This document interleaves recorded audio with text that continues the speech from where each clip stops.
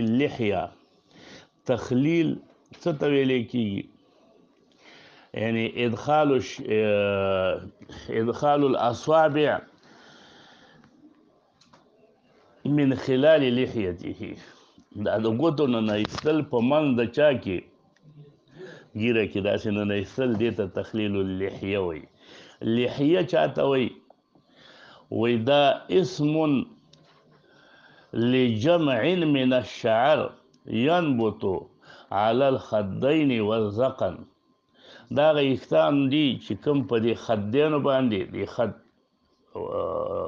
تسوي په پښتو کې اننګو باندې او کوم په زنه باندې رازرغونیږي دغه اختانو ته لحیه ویل کیږي اوس د دې تخلیل معنا دا ده چې ګوتې نه باسه من خلال لحیته من د ګیره کې د دې نه ایستلو حکم څه دی دا جایز دی سنت دی مستحب دی اولا دی بدعت دی څه حکم دی باب ما جاء في تخليل اللحية حدثنا ابن أبي عمر دنم دي ابن أبي عمر قيس دنم دي محمد بن يحيى ابن أبي عمر المدني د مديني شيخ الحديث نوم خپل محمد ابن یحیی دی ابن ابي عمر دا مشهور دی نکته په نسبت کول باندې ابن ابي عمر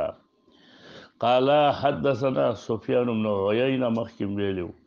عن عبد الكريم ابن ابي المخارق چې په مسلم کې راغی چې د نوم دی عبد الكريم ابن قيس ابن ابي المخارق دا اتفاقا هلته موږ ویلو چې ضعیف راوي دی دا کمزور راوي دی د کنیه ابو امیه ده عن حسان چې دی دا تابعی دی او ثقه راوي دی حسان ابن بلال قال رأيت داوي ما ولد عمار ابن ياسر مشهور صحابي توضأ او دسي وکړه فخلل لحيته نو ګوتې نه ایستلې د ګیرې په منځ کې فقیل له نو دی عمار ابن یاسر ته ویلې شو او یا داسې ویلې شوي دي او قال دا راوي وی دا حسان ابن بلال چې ما ویل ورته اتخلل لحيتك دا ګیره کې چې د اخلال وکړه ګوتې دې ورننه ایستې دا صحیح دی سنت دی قال غور ويراتويل جو ما يمنعني ولقد رأيت رسول الله صلى الله عليه وسلم يخلل لحيته تشه ما منی کوي ما رسول الله صلى الله عليه وسلم لیدلې چې دا د ګيري دغه کو خلال کو ګیره کې ګوتې نه ایستلې اوس دې روایت ته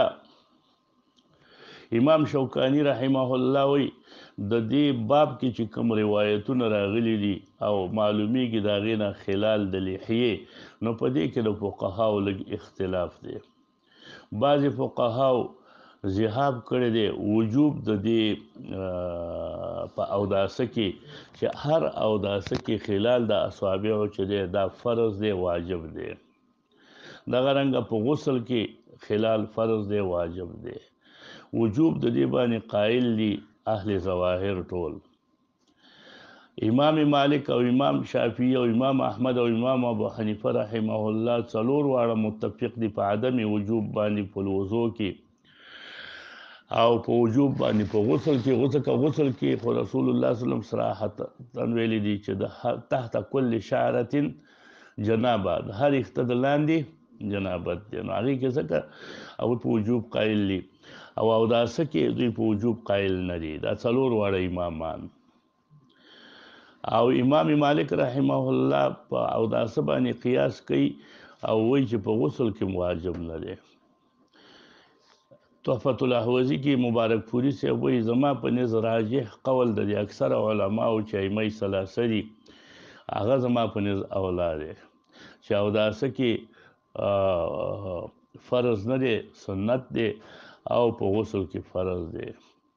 دا اولا مسلک دی وای زما په نسبت باندې. دا مذهبونه امام شوکانی رحمه الله راخستی دي. حافظ ابن حجر رحمه الله په تلخیص الحبیر کې دغه کې براشي کله ذکر د تلخیص الحبیر کېږي د امام ابن حجر ذکر کېږي هغه کې براشي چې هغه وی ابن ابي حاتم ویلی دي چې ما د خپل پلار نه اورېدلی دي چې ویلې لا يثبت في تخلیل اللحیه حدیث، چې یو حدیث هم په تخلیل د لحیه کې صحیح ثابت نه دی. دغه رنګه عبد الله ابن احمد د احمد ابن حنبل زوی هغه د خپل پلار نه نقل کړی دی چې ليس في تخلیل اللحیه شیء صحیح، په تخلیل د لحیه کې یو حدیث هم صحیح نشته دی. البته د دوی دا قول چې دی دا به معارض شي د امام ترمذي د دې قول سره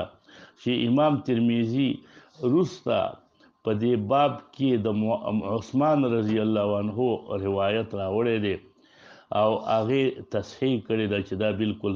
سندن صحیح دی. همدارنګه دا حدیث چې دا کمزوری دی او دا نقل کړی دی عبدالکریم ابن ابي المخارق، دا حدیث په بل سند سره ترمذي راوړی دی او د بل سند سره تصحیح یې کړې ده د ابن ابي عمر د دې حدیث امام حاکم په مستدرک کې چې دا بالکل صحیح روایت دی.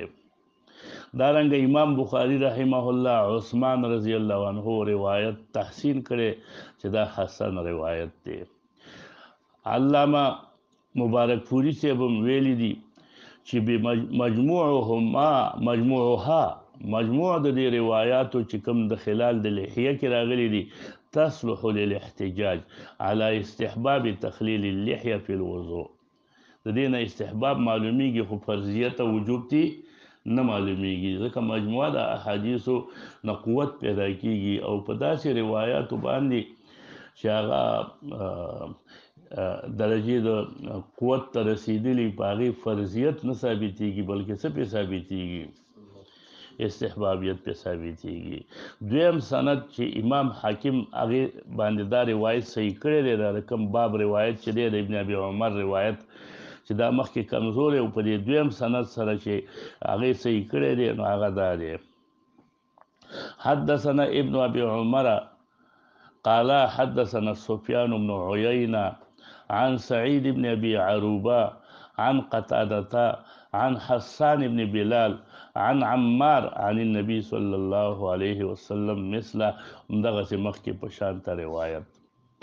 اوس دې روایت کې ټول چې دی وای دا ثقه راوین دي او دا سند صحیح دی. امام حاکم وای دې روایت کې څه خطایی نشته نو دا روایت وای صحیح دی. اگر چې حافظ ابن حجر رحمه الله دې روایت ثانی تم کمزورې ویلی دي او ویلی دي لم يسمع ابن عيينة عن سعيد ولم يسمع قتادة عن حسان، نو هغه دا ویلي چې دې کې انقطاع د دوه ځای سفیان عیانه نه دی اورېدلی د سعید ابن ابي عروبه نه او قتاده نه دی اورېدلی د حسان ابن بلال نه. خو دا د ابن حجر خبره بلا دلیله ده.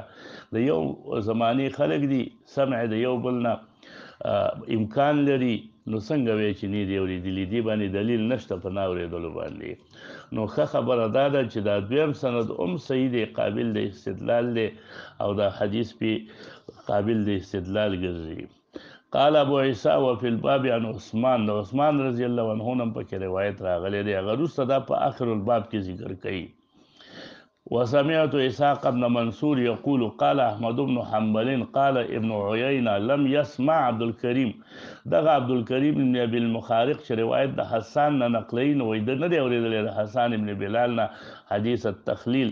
دا حدیث د تخلیل چې دی دا چې د نه دی اورېدلی او دا ډېر کمزورې راویم دی دغه عبدالکریم ابن ابي المخارق. وقال محمد بن إسماعيل أصح شيء في هذا الباب حديث عامر بن شقيق عن ابي وائل عن عثمان چې د ذکر کړی دی رستا په دې باب کې هغه د ټولو نه صحیح دی. قال ابو عيسى وقال بهذا اکثر اهل العلم من اصحاب النبي صلى الله عليه وسلم ومن بعدهم دا ټول اکثر اهل علم راو تخلیل اللحيه دوی عقیده ساتي دوی جایز غني تخلیل د لحیه بلکې سنتي غني او په دې باندې قول کړی دی شافعي رحمه الله امام شافعي رحمه الله چې دا تخلیل د لحیه دا سنت طریقه ده او دا حدیث په دې باب کې چې دا قابل د استدلال له نو د چا چې څونه ګیره ده مخینځه تخلیل دی کوي. وبه يقول الشافعي امام شوکانی رحمه الله په نیل الاوتار کې وی والانصاف ان احاديث الباب لا تدل على الوجوب. انصاف خبره ده چې دا حدیثونه دلالت په وجوب او فرضیت نه کوي البته سنتیت باندې کوي ځکه دا افعال د رسول الله دي نو خلکو ته خو نه دی ویلي چې تاسو کوي نو افعال د رسول الله دي په دې کې دا احتمال دا د سنتیت ثابتول شي خو فرضیت په دې باندې نه ثابتيږي. وقال احمد که یو سړی نه یې راکې پاتې شو نو فهو جائز. وقال اسحاق ابن راهویه د په نسبت باندې دا تخلیل واجب دی د وجه د دې صحیح حدیث نه چې لاندې راغلی دی هغه وین ترکه ناسیان که په یې راکې پاتې شو او متأولا یا تعویل کو چې دا صحیح ثابت نه دی نو او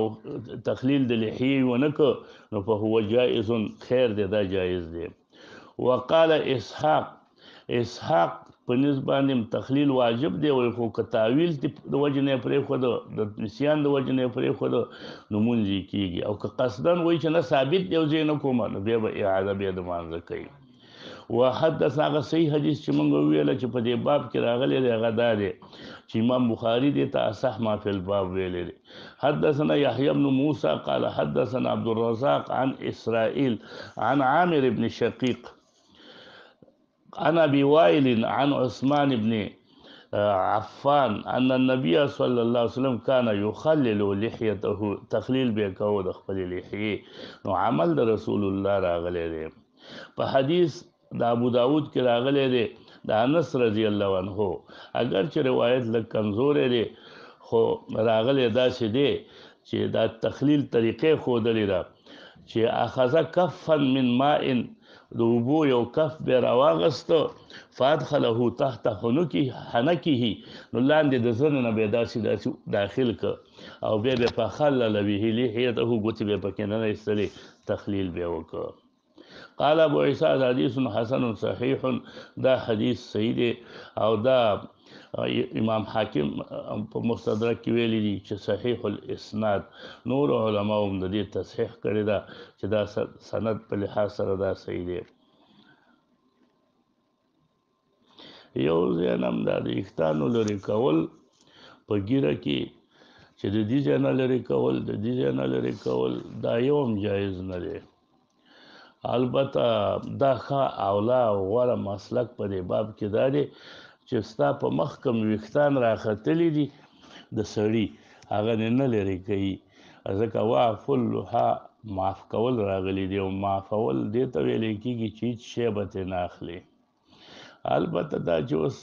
خلک بعضې کوي چې دا خو په مخ دي او دا په ذقن دي یا لاندې داسې ډیر شي کثیفه شي یا تیرو بې ویښتان اخیستل